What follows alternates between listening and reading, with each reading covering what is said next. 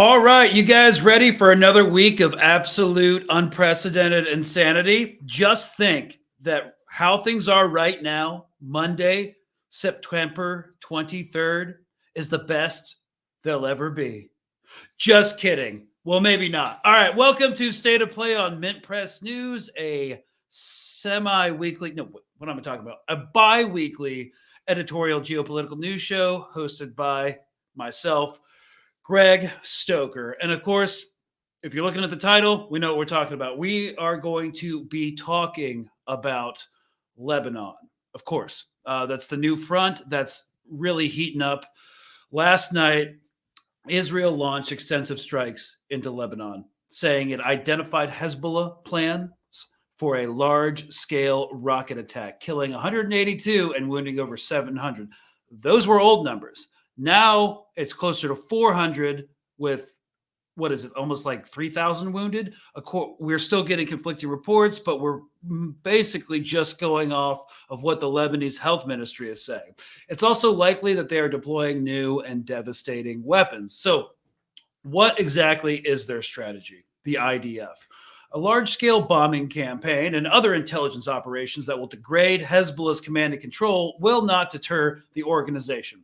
From the war in 2006, from the lost war in 2006 to the pager attack last week, Israel continues to chase symbolic victory without any clear objectives in mind, and the U.S. is powerless to stop it. Or rather, they're actually helping it, potentially, because there's more troops, United States troops, deploying to West Asia in the coming days. But we're going to talk about that in this episode. And all the sensationalism aside, join us tonight on State of Play to examine how a regional escalation is unlikely at this point in time, at this specific moment in time, like this week. Because again, Netanyahu is going to go speak to the UN, so I don't think Israel is going to really escalate with their premier out of the country. That wouldn't make a lot of sense. And his office has confirmed that he's coming to New York on the 24th, and he's leaving the 28th. So I'll see you there for the protests if you're in New York City. But the possibility of escalation in the next few days is unlikely. And we're going to also be talking about how Hezbollah's guiding strategy is proving effective and has been proving effective. And that guiding strategy is restraint, although they're going to have to tweak some things going forward. But they will still have to respond. So we are an independent newsroom here at Mint Press. We're demonetized on all platforms. We have no corporate sponsors, and we do independent watchdog journalism. And if you want to support us in that endeavor, we are on Patreon. $5 a month goes a long way, and we are expanding our content and media operations. So that's fun if you want to support us that way. If not, I get it. Subscriptions are annoying. So if you could like, comment, share, spread the word about State of Play or Mint Press News as a YouTube or X platform, that would also be awesome. Thank you guys so much. So we're going to catch up over the weekend in case this is the first time, you just got off work on Monday or whatever, and you're trying to catch up with the news and you don't want to look at social media, or you have been looking at social media, but you don't see the big picture. We are going to be looking at some recent reporting from a couple hours ago from legacy media and making some responses just as everybody filters into the live and gets, so we can all get on the same page before we go into analysis mode. So this is, I believe, CBS Morning News. It's been another week of terrible carnage in the Middle East. With Lee Cowan, a look back. If there really are any rules of war, what happened in Lebanon this... No, okay, that's inherently a problematic sentence already. There are definitely rules in war. It's just Israel's broken all of them, and therefore they're kind of meaningless now. Just wanted to add that little caveat. Past week has surely rewritten the playbook. On Tuesday, thousands of pagers, those low-tech devices that were high-tech for many of us back in the 90s, exploded in the hands and pockets of suspected members of Hezbollah and on those around them. Again, operative word being suspected. They had no real accountability of who had them. They had a general idea that they don't go to Hezbollah. But then again, the big problem is Hezbollah is not just a military organization. There are politicians, there are bureaucrats, there are government functionaries within the organization. So that's something you really won't hear in the Western mainstream media because they are just a terrorist organization. 24 hours later, the Iran-backed terror group was hit again. Only this time it was booby-trapped walkie-talkies. It's very surprising. It's very bold. All right, this guy's going to annoy most of you. He's clearly super biased on the side of Israel. So let's see what he has to say. Wow. He says, wow, it was like the most impressive operation ever. Okay. Israel has not officially claimed responsibility, although Matthew Levitt has little doubt. Hezbollah, he says, poses a threat much bigger than Hamas ever could.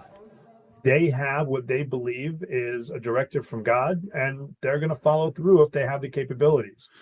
Really? That's why they do it? Just because they have a directive from God? That's the only reason? This is the problem. He's like in the security establishment, and having worked in the military in an intelligence function, I know that people who are making these decisions, making these analyses, actually think like that.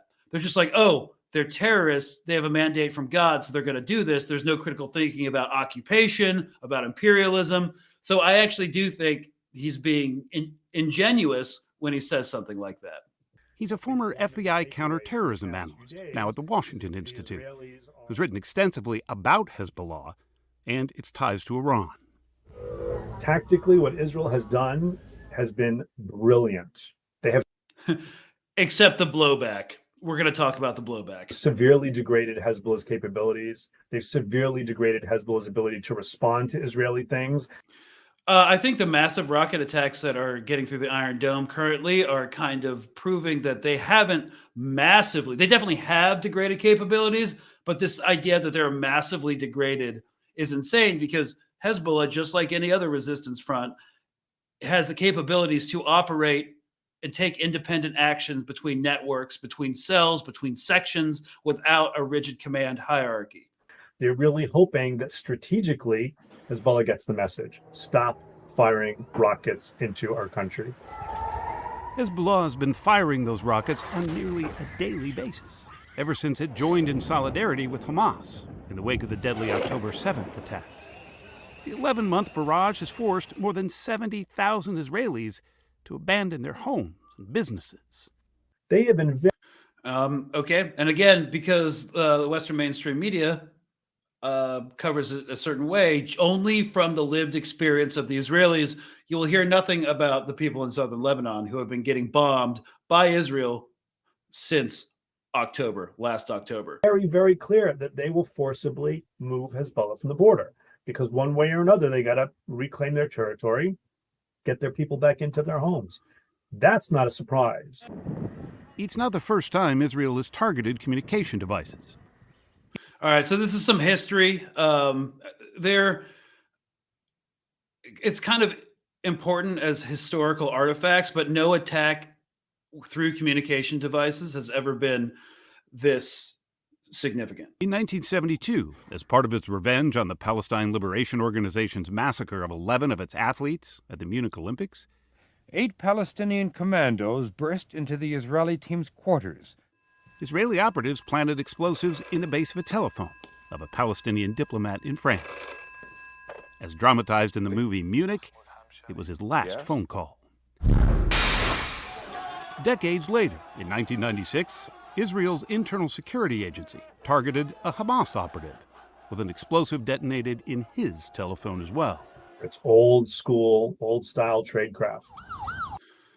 I mean, this wouldn't be professional like journalism to say that this guy has a punch me face, but he does. Still, exploding pagers and walkie-talkies on the scale that we saw this past week, killing dozens and injuring thousands, including children, some viewed as a deception one step too far. And this is an interesting point. This is where we get to the blowback from this operation.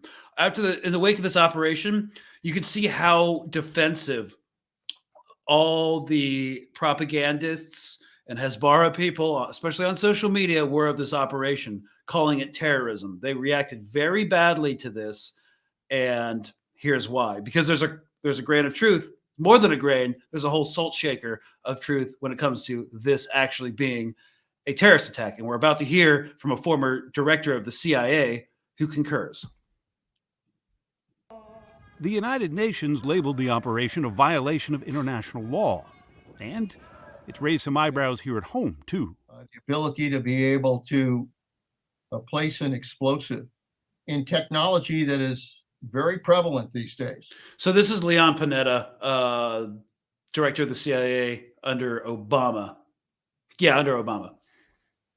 And turn it into a war of terror, really, a war of terror. This is something new. Is it terrorism?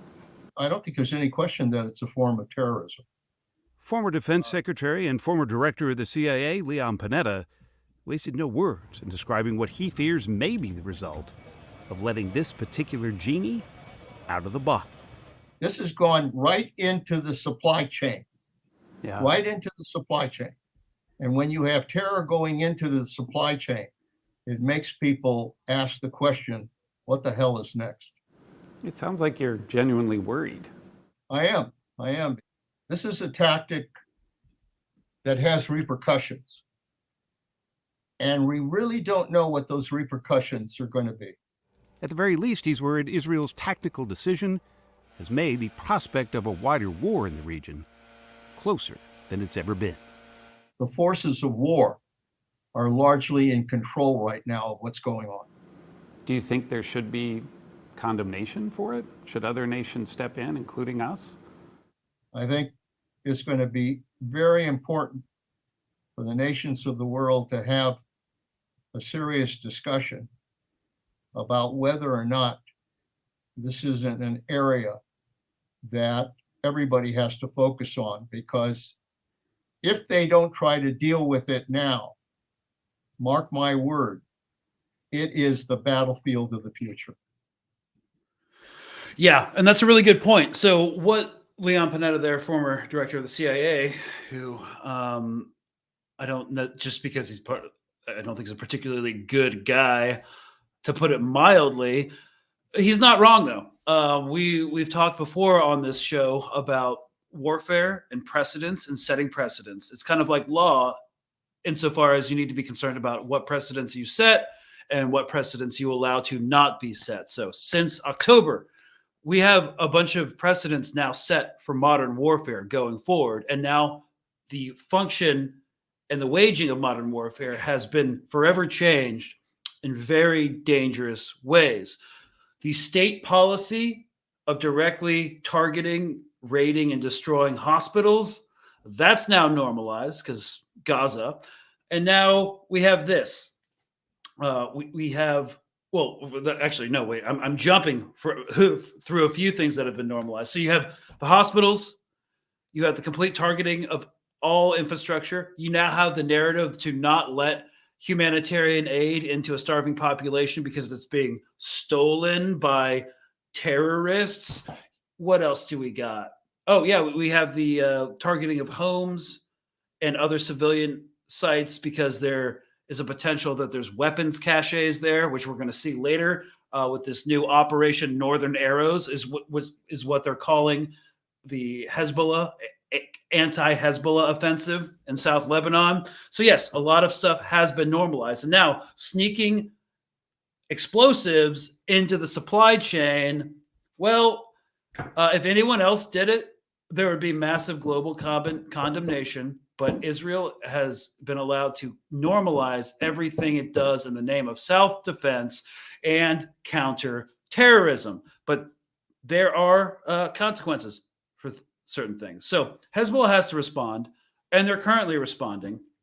They're still able to function effectively because everybody knows that Israel is on the highest end of spyware surveillance technology, which is why they went to pagers in the first place. So their cell phones, because their cell phones were too vulnerable. So when your enemy's high tech, like the highest of the high tech, what do? You go low tech, so they can't use all that high tech surveillance and spyware that they rely on to actually figure out what you're doing. So Hezbollah will not be as efficient with communications and coordination because their comm systems are compromised, but that doesn't mean they don't have backup systems. Like They have an entire tunnel network, and just like Hamas, they have wired, like World War I era, wired hardline communications that aren't connected to a network, and they're still able to mount strikes, which is what we're seeing right now. So this is NBC from 2 hours ago. Special state of emergency has just been declared in Israel after days of intense fighting with the militant group Hezbollah. Israel's military says it struck hundreds of targets inside Lebanon linked to Hezbollah today. And so we've talked about this as well on the show, linked. What does linked mean? Associate. He was a Hezbollah associate. What does an associate mean? Having been part of the process of targeting kinetic strikes in Afghanistan, I can tell you that those words are thrown around very loosely, and it was one of the reasons why I'm now an anti-war activist. So linked and associate are two words that I will always have problems with because they don't mean anything. The Lebanese Health Ministry says at least 274 people have died and more than those are old numbers. It's closer to 400. Almost 5. 1,000 others have been injured. It's one of the deadliest days in the Middle East since the Hamas terror attack nearly 1 year ago. Okay, so the Israeli terror attack is almost as deadly as the Hamas attack. Got it. Israeli Prime Minister Benjamin Netanyahu says they are, quote, changing the balance of power in the north. Israel's military also issued a rare evacuation warning for some civilians in Lebanon as it expands airstrikes in the country. Hezbollah says it fired dozens of rockets at Israeli military bases in northern Israel this morning. So far, there are no reports of injuries or major damage. The Pentagon says it is sending additional U.S. troops to the Middle East out of an abundance of caution. Real quick, I want to nip this in the bud real quick. Did I just say real quick twice in a row? Sorry about that. I didn't have too much caffeine. I'm kind of wired right now. So when you hear U.S. troops are getting redeployed to the region, that can make you nervous. That will make anyone nervous. But it's really important to pay attention now that everyone's becoming militarily literate because of this conflict so absurd that you never wanted to have this knowledge, but in order to be an informed person, I guess you need to have it. So just because more troops are getting deployed doesn't necessarily mean anything horrible yet. It depends on the troops that are getting deployed. So are they National Guard, which is generally a domestic unit? I mean, yes, they fight. Are they reserves or are they active duty? Now, there are differences. So National Guard has combat units. They're mostly less full-time soldiers, but a lot of National Guard units come from active duty. Active duty is the full-time professional soldiers. That's all they do. And you have reserves, which is even a looser in terms of duties than the National Guard. So a lot of these times when we're in static bases and we're not on a war footing, it will be populated with National Guard troops because it signals diplomatically that we are not interested in escalation. Now, if we were to send the standing army, active duty combat troops, and of course there are National Guard combat troops, but the active duty ones, that signals something completely different.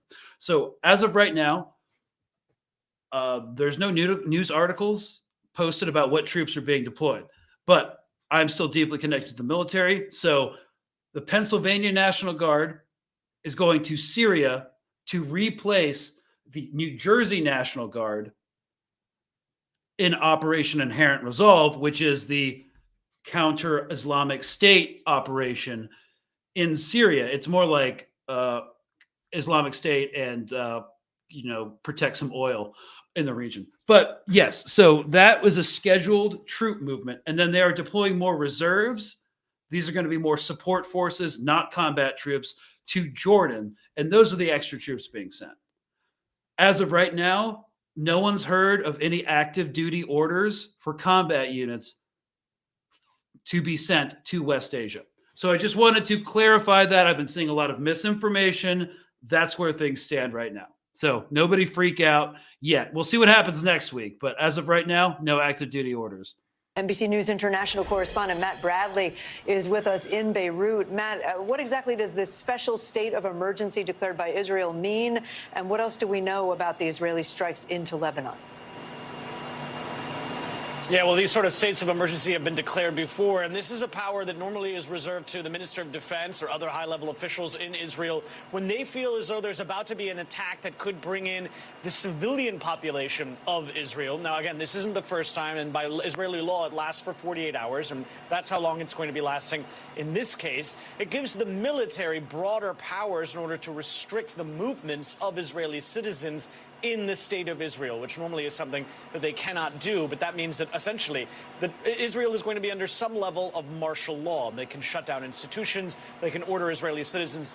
Oh, they only like martial law when it's like West Bank. So we'll see how they respond to this. To stay at home. So while this isn't an extraordinary measure, it does mark an indication that the Israeli government and military are expecting a pretty muscular attack from Hezbollah. And as we've heard so far, the Israelis have been pummeling southern Lebanon and the Dahia suburb of here Beirut, just behind me, and also areas in the Bekaa Valley in the east of the country. So it looks as though they are ready for a counterattack by Hezbollah that could really target civilians.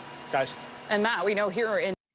And of course, we never talk about Israel targeting civilians because they don't do that, because they're not a terrorist organization. According to the U.S. definition of terrorism, terrorists can't be state actors. New York, the United Nations General Assembly begins this week, and we've heard from both President Biden and Iran's president saying they do not want a wider war. So how much of an impact could those remarks have on both Israel and Hezbollah? Yeah, it's a great question, Zigley. But the fact is that we've heard from Iran's president. We've heard from the United States president saying they don't want a war. We've been hearing that from the leaders of Hezbollah and from the leaders of Israel for the better part of the past year, even as they're continuing to fire missiles at each other over this border. And now, even as the war looks even more likely, a full-on war, the kind of thing that the entire region has been dreading. Now, the Israelis have made it very clear exactly what they want from this. They want to be able to move their tens of thousands of people back to their homes in northern Israel. That, they said, is what they need in order to stop. But we've also heard from Israeli officials that they want more. They want to see Hezbollah withdrawn to at least what sounds like the Litani River, which is part of the United Nations resolution that was passed all the way back in 2006. So they want more demands. It doesn't sound like a lot of international pressure or words from the Iranians or the Americans are going to stop what's coming.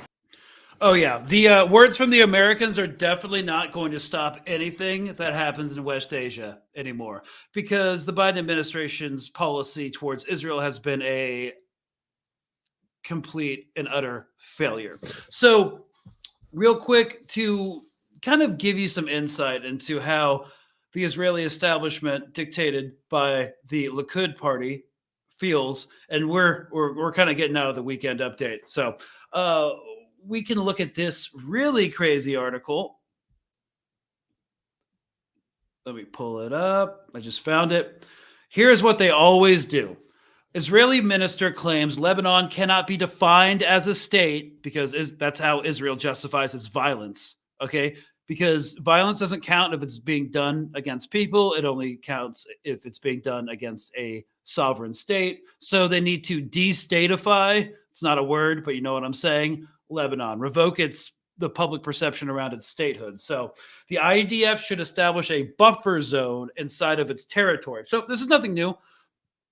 Israel historically has justified its territorial conquests through the idea of defensive expansionism, always reluctantly. We don't want to have to invade the Golan Heights. We don't want to have to invade Sinai, but they're attacking us, these Arabs, so we need to gain more ground to secure our own territory and then create a buffer zone, which we will occupy and never, ever leave. The Israel's diaspora affairs minister, Amichai Chikli, he's said a bunch of crazy stuff, obviously, said that given the Lebanese government's failure to exercise its sovereignty over Hezbollah-controlled southern Lebanon, the IDF had the right to take over areas from which missiles could be fired into Israel. That's crazy because I've never heard the use it or lose it principle applied to state sovereignty. Well, if you don't use your sovereignty, you lose it. Oh, boy. So basically, at this stage of Israel's war in the north, no ground invasion will commence again at this point, at least this week. The reason for this is simple. It cannot. A combination of manpower and equipment shortages, and we'll talk about that later. After a dearth of aerial munitions after 11 months of relentless bombings in Gaza and a lack of clear and attainable strategic goals, we'll see that the Israeli military does what it always does. Extensive aerial bombings of civilian population densities combined with a push of victorious information operations, like the pager attack. I mean, it was a tactical victory. It doesn't change the security situation in the north at all. So despite these information operations, the resistance organizations in Gaza, while demonstrably degraded, they expected to fight not indefinitely, continue to carry out combat operations and will do so for the foreseeable future, right? If the IDF cannot defeat them in Gaza, who have organized, trained, and fought inside an open-air prison camp with limited supply lines within a year, then a war against a far larger, far better equipped, and more sophisticated military actor like Hezbollah is simply a farce. They can't do it. So if they can't defeat Hamas in a year, like what would an open war against Hezbollah look like? But we know it would be mutually assured devastation. So therefore, Israel will continue its historical policy of carrying out mass bombings and unconventional terror attacks on both to both deter Hezbollah from their own invasion of Israel, which is exceedingly unlikely. They've always been restrained and been practicing good escalation management, and to cow them into submission by using the lives of the Lebanese civilian populations as bargaining chips. So this is why within the last 24 hours, the Israeli Air Force has initiated a torrent of aggressive and indiscriminate kinetic strikes in towns and villages in the south of Lebanon. Prime Minister Netanyahu's declaration from earlier of turning Beirut into Gaza seems to be coming to fruition. And, we're going to show this in the second half of the show. The production of AI and CGI videos claiming that within every house in southern Lebanon is stored a secret Hezbollah weapons cache is directly reminiscent of the lead up to the first bombing of Al-Shifa Hospital last November. CGI videos were used to illustrate an elaborate Hamas tunnel system under the hospital, which served as justification for the destruction of the hospital and all other hospitals in Gaza thereafter. So, of course, the sophisticated command center at the heart of Al-Shifa Hospital never existed. Only CD-ROMs full of MRI scans. Yet these videos provided pretext for an escalation of aerial violence and the blatant disregard for the law of land warfare and humanitarian law. Now, the same will happen to civilian infrastructure in the south of Lebanon. And we're seeing a lot of other similar things happen. Netanyahu just addressed the Lebanese population in English. For the people of Lebanon, the people of Lebanon know what's up. This is for us in the West. War is not with you. It's with Hezbollah. For too long, Hezbollah has been using you as human shields. It placed rockets in your living rooms and... Okay, this is completely dead. Everyone in Lebanon knows that Hezbollah is not like, hey, we need your living room. Here's a giant ballistic missile we need to keep in your living room. Oh, God, it's like kindergarten propaganda. Anyways. Missiles in your garage. Those rockets and missiles are aimed directly at our cities, directly at our citizens. To defend our people against Hezbollah strikes, we must take out those weapons. Now, starting this morning, the IDF has warned you to get out of harm's way. I urge you, take this warning seriously. Don't let Hezbollah endanger your lives and the lives of your loved ones. Don't let Hezbollah... says the guy in command of the armed forces who have killed over 500 people in a 24-hour period and wounded thousands. Yeah, when's the last time Hezbollah did that? It's been a minute. Hezbollah endanger Lebanon. Please, get out of harm's way now. Okay, and so this is what this looks like on the ground. So, of course, Israel has VHF capabilities to hijack radio frequencies and mass broadcast it. So this is what they're hearing in on the Lebanese radio. Check it out. The Israeli army sending messages to the residents of South Lebanon over the radio. عاجل إلى سكان جنوب لبنان. نشاط حزب الله يجبر جيش الدفاع الإسرائيلي على التحرك ضد مواقع عسكرية في القرية، والجيش لا يريد المساس بكم. إذا كنتم تتواجدون في مبنى يستخدم أيضا من قبل. Yeah. If you're present with inside a building that is being used by Hezbollah, please get out. It's so nice of them to be so considerate. So let's talk before we get into the strategic situation at the end of the episode. Let's bring in someone to talk about this rocket propaganda. Some of you may recognize him, some of you may not, but let's see.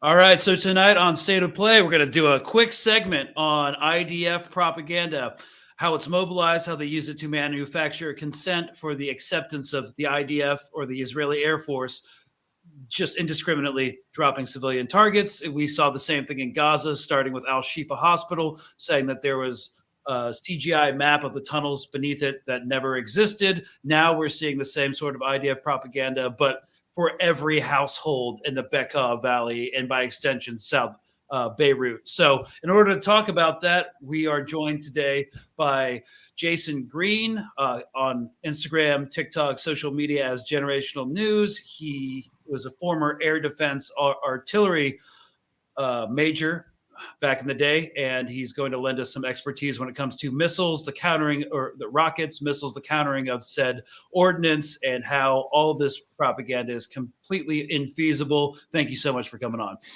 Thanks for having me on, Greg. Yeah, so you're in Washington right now with Code Pink. Are you lobbying against the war machine generally, or what exactly are you doing over there? So right now we're lobbying for to get an independent investigation for Eisenhower, the woman who was killed, American woman who was killed in the West Bank. And so that's what we've been working on for the last week. I've been with them for like 2 weeks now, just kind of learning what they do. And then in between, I go outside to all the protests too and cover all those things. Awesome. So yeah, you're just like petitioning lawmakers to start an investigation. Yeah, do an independent investigation basically. And we have over 70 signatures, mostly House of Representatives, very few senators so far, but and tomorrow's the deadline to get that through. Okay. Do you think it's going to happen? I hope so. I feel we have enough signatures, but I don't really have a lot of faith in my government, and so we'll see. And they don't have a history of especially with the West Bank and of doing the right thing. Absolutely. So best of luck with that. And thank you for taking the time to come on and talk about some wartime propaganda. So some of y'all might not have seen this video, but it came out early this morning, about midday yesterday, I think, in Israel, but it was posted on the official IDF social media channels, TikTok, Instagram, X, formerly Twitter. And here's what they're saying. You're going to recognize some similarities between what they did in Gaza and what they're doing now. In Lebanon, Hezbollah stores cruise missiles, rockets, launchers, and UAVs. So they're saying that every house, if you're just looking at it, every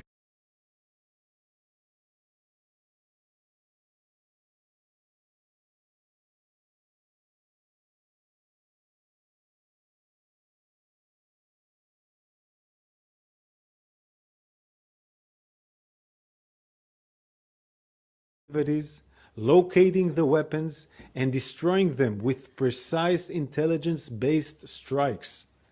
I want to show you an example of a strike carried out a few weeks ago. Okay, so first of all, if you're just listening to the audio, this is a single solitary building out in the middle of nowhere. All the ordnance we've seen being dropped in Lebanon is in population densities. So this is a complete misrepresentation of what the strikes look like. But anyways, continuing. Here we are exposing Hezbollah's method of hiding a cruise missile. Okay, so real quick, we see the cruise missile in the second story of the house. Right. And then we're going to continue on. Inside a home, the terrorists create a designated opening for the missile launch. Here you can see how we identified the terrorist making. Okay, and now the cruise missile is coming out of the first story of the building. Yeah, I noticed that. An opening in the building that exposed the missile. In a precise strike, the IDF eliminated the terrorists and this missile launching infrastructure shortly before the launch.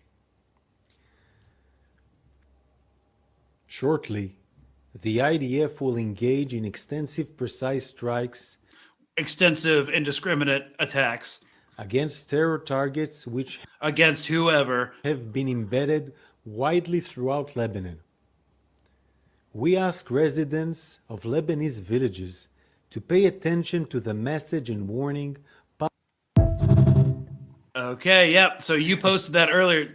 We ask all you villagers to pay attention in a language that you may not even really understand. It's almost like it's not for them, it's for us. So exactly. What are we seeing in that video, and why is it so absurd? Well, I honestly don't even think you need to be an expert nowadays. I feel like to know that their propaganda is it's really comical, honestly, if it wasn't for them taking lives. But, so they label it as a DR-3 missile, cruise missile, and which is like a Soviet era missile, Tu-143. And first of all, Harrison Mann, the major that worked for the DSA that resigned, he has stated before that Hezbollah does put their missiles in the mountains. It's a very mountainous area.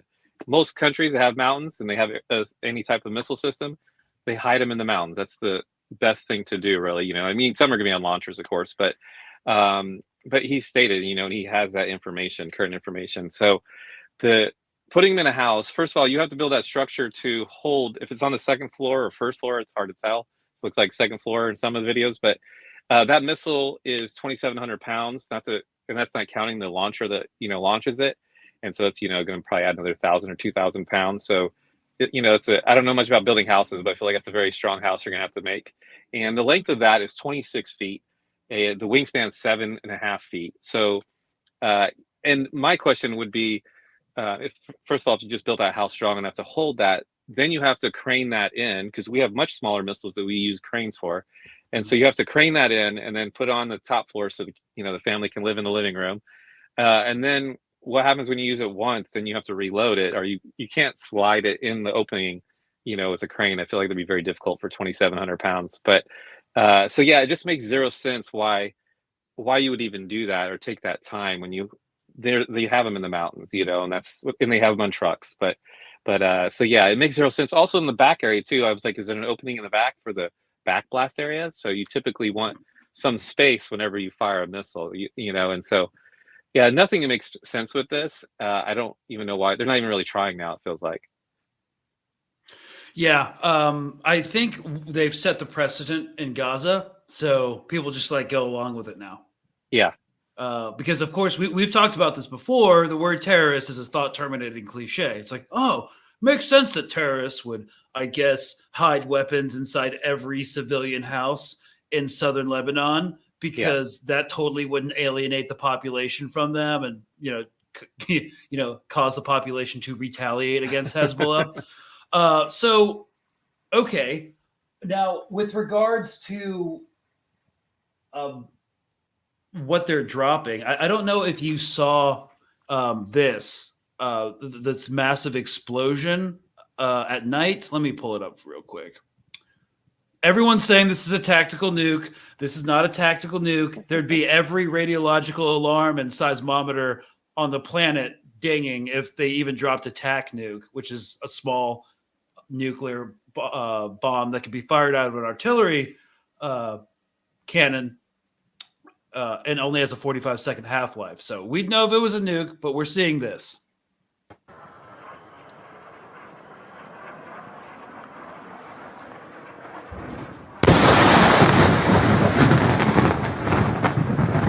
I'm sure you saw that one. Yeah, I did. What do you think of my theories? It's not a nuke, like you said. Yeah. And they probably hit something of value. They like gas, any type of fuel source, but it doesn't, of course, mean it's a weapon that they hit. But it honestly could be anything. It's probably not a military weapon that they hit, but they probably just hit something that they would explode anyways, like propane gas, whatever. But so I don't know. I didn't put too much thought in that video, because either way, they're just blatantly hitting everything right now. Mm-hmm. Civilian infrastructure, gas would make a lot of sense. Also, and maybe I'm giving the IAF too much credit, that they dropped some sort of thermobaric device to take out like a tunnel entrance or something. Yeah, that could be true. Yeah. So, anyways, okay. So, in terms of, have you been paying attention to these strikes that have apparently, or these Hezbollah rockets that have apparently been striking into Israel? Yeah, they did what I think over 100 yesterday in near Haifa, and they're going for they said the Raphael place, which is where that's their weapons company. That's where they create a lot of the air defense systems, like the Iron Dome, and and so like I said, and actually when I talked to you before, they can get overwhelmed. The air defense Iron Dome system can get overwhelmed. It has a 90% accuracy rate against really low quality missiles that are made in someone's garage, and then whenever Hezbollah, they don't typically throw out the good stuff. It's like low to medium quality so far, and even that's getting through. And so I don't know if it overwhelmed them, because it was a lot of stuff. And an Iron Dome battery typically can have, I think it has about 95 missiles that can be loaded at one point, and that's multiple trucks, right? Just for the audience. Yeah, that's like 4 to 5 trucks usually, and so it takes time to reload it. So, but they've gone through with less rockets too. So it's deeply concerning if you're on the Israel side of how easy some of the stuff's getting through. And typically it's been going into open areas and stuff, which the air defense system will allow that if it's not going to be a threat to anybody.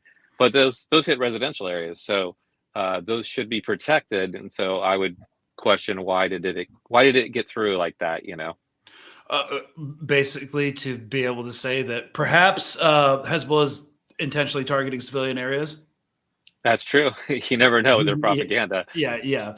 So do you think, I mean, the media is always going to be very sensationalist just because of the mutually assured devastation. Do you think that an escalation, like a full shooting war, will happen between Hezbollah and Israel? I think there's a strong, we're going there for sure. I You feel think like, so? yeah. And I feel like Israel is doing everything it can to force that situation. So Hezbollah has to respond, they got to keep ramping things up, because they can't just, I think today they killed almost 200 and injured 700 in the last 24 hours. So the number's up to 350. Oh, okay.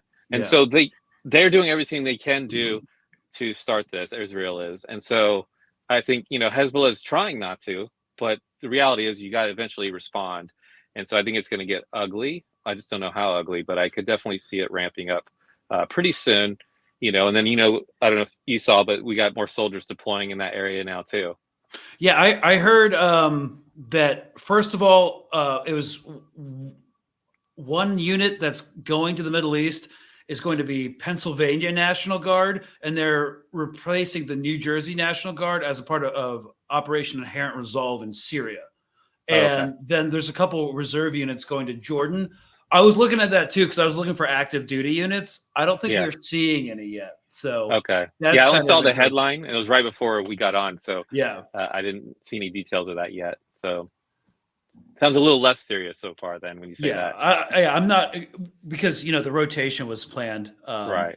To rotate out the Natty Guard units. But okay, so these strikes that Israel's conducting, in your armchair general, because that's what we're doing right here, but we only have like open source information across an entire Atlantic Ocean and Mediterranean region. Do you see this really degrading their missile capabilities? I mean, they are hitting stockpiles. Yeah, I think the longer that Hezbollah waits, the advantage goes to Israel, because they are getting rid of things. And so they really can only wait so long. Plus, they're losing some of their key leaders too. And so I think, the longer they wait, the more chances Israel has at success versus them. So, and I'm sure they're weighing those options strongly right now. And so finally, as we end this segment, how likely do you think it is that Hezbollah is actually storing ordnance in civilian households? I wouldn't be surprised if some members are small arms stuff, right? Small just like a police officer takes his weapon home, and small arms. As far as large stuff, I think the majority of that stuff's inside mountains. Those things are heavy, and so typically you're not going to want to put that in your family's home. and be a target. So I think, if anything, I think it's very, very minimal. Not like what Israel's saying. I think it's really maybe a couple small arms here and there, but not like the way they describe every house. It's just another excuse for them to destroy the entire house, all the houses, and say, well, sorry, you guys shouldn't have had 2,000-pound missiles in your basement. Yeah. So, all right. Well, thanks for taking the time. Jason Green, Generational News. Thank you so much, and we'll see you again. Thanks, Greg. All right. So basically, Hezbollah cannot and will not permit Israel to subordinate its operations in Lebanon, for if they do, it shall embolden Israel, essentially, as the authority in the region. This shall significantly undermine the anti-imperialist movement of the axis of resistance while effectively abandoning the Palestinian struggle for liberation entirely. And a lot of these attacks on civilians, the thousands wounded, hundreds killed, is meant to get Hezbollah, or force Hezbollah to extricate itself from the Palestinian struggle. So if they let it happen, though, they will lose all credibility. So Hezbollah will have to respond. So Hezbollah is going to have to hit crucial targets within Israel, and this is precisely what Hezbollah has been doing. They fired a bunch of missiles at Rafael systems, at air bases, and a number of other military targets, and it's weakening Israel's military capabilities, and it's displacing more people. And this has been their strategy of restraint since this began in October. And so their targeted operations against military infrastructure and ports will continue, and there will be a slight escalation, I believe, but regional war, I don't think it's happening this week again. So one thing to keep in mind, and I'm just pulling this up right now, U.S., you can't see the article because I just had it on my phone. U.S. aid packages to Ukraine shrink amid concerns over Pentagon stockpiles. This is from September 17th on CNN last week. So the United States is short on ammunition. They're short for the wars that they're fighting. As reported by CNN, the Pentagon has stated that just a week ago, the U.S. is no longer able to supply Ukraine. And Israel's shortage of manpower is no secret. Their munitions shortage is no secret. So we are calling for an arms embargo, but the U.S. is short on its own stockpiles, and so they're embargoing themselves. So yes, Israel can keep bombing southern Lebanon, and they will keep bombing southern Lebanon, and they will keep bombing Gaza. But there will come a point in time where they are seriously just out of ammunition. So this is incredibly self-destructive, because when they are out of ammunition and political capital, and they haven't achieved any of their strategic objectives, that is potentially when they're low on Iron Dome and they're low on bombs, that the entire axis will start shooting drones and rockets at Israel proper. So this is not a long-term sustainable strategy, and it won't work. Again, it's ultimately self-destructive, and Hezbollah is not going anywhere. They will continue to exercise restraint. And, the cradle media put forth the term boiling the frog, and that's what we're seeing right now, where Israel's literally boiling itself with this operation. And Netanyahu's coming to speak in front of the UN, as I said, this week. I don't know what he's going to try to accomplish, especially when they've killed so many people in Lebanon now on a second front.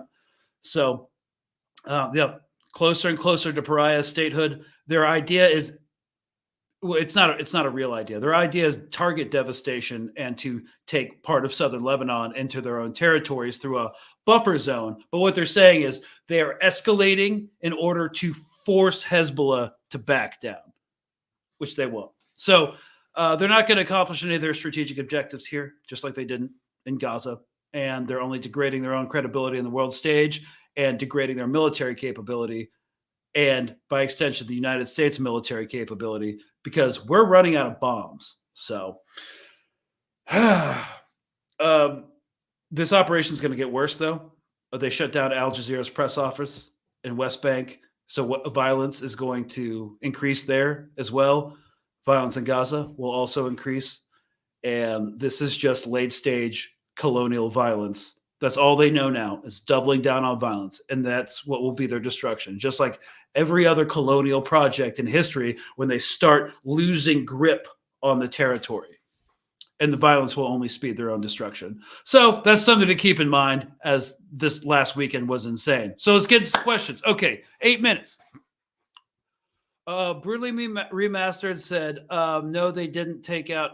I assume this was Hezbollah's stuff. Upper echelons used optical tech for comms. This is BS. They only hit civil members. I'm definitely sure they did hit a lot of civil members. That's what I'm hearing from people that I've been talking to in Beirut.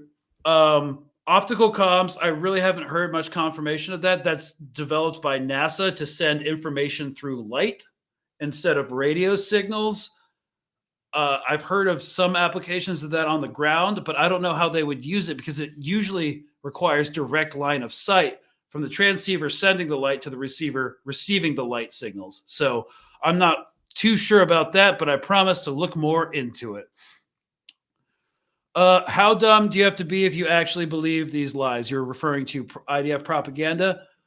Well, you know, I know a lot of smart people who are, I would like to say pretty dumb, like unreasonably stupid. But then again, I've met plenty of smart people who fall for propaganda that they are already prejudiced to believe. So we're just saying that. And that's again, the idea of a terrorist and the word terrorist has been developed over multiple generations to condition people in the West to just accept it.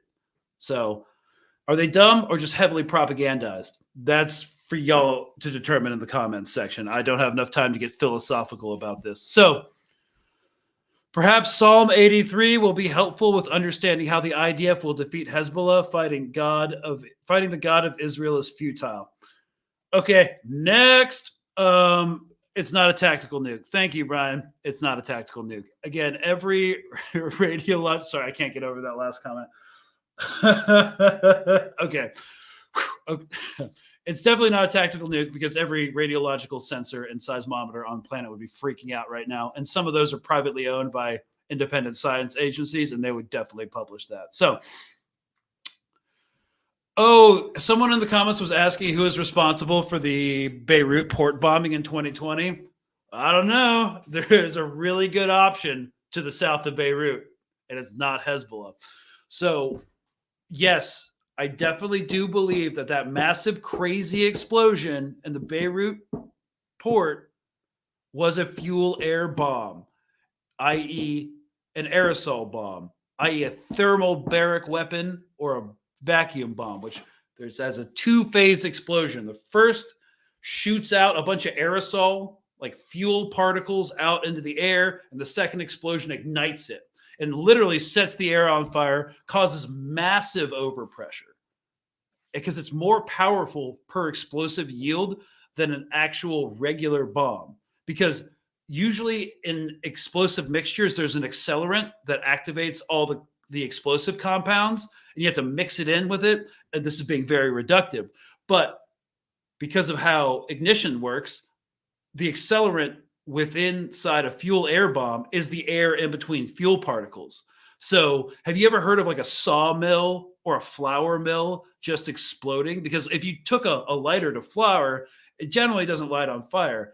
And you need to hold a flame to sawdust for a long time to get it to catch on fire. But if the air is covered in flour or any sort of ignition fuel source, lighting one grain of flour will light another one and cause a massive chain reaction, which is how like flour mills explode. So it's the same concept as a fuel air bomb. And that's probably what I think we saw in that photo, that image earlier, that crazy explosion with the crazy shockwave, because that's what thermobaric explosions look like.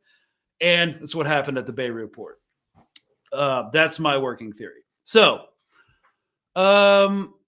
Brian Hall, where will they be stationed? You're referring to the U.S. troops that are deploying to Jordan. There's a number of U.S. bases in Jordan. There's one on the north of Jordan, right on the Syrian border. There's a couple others scattered throughout, and there's a large military presence in Amman. It's mostly diplomatic, but they could also be going to Amman as well.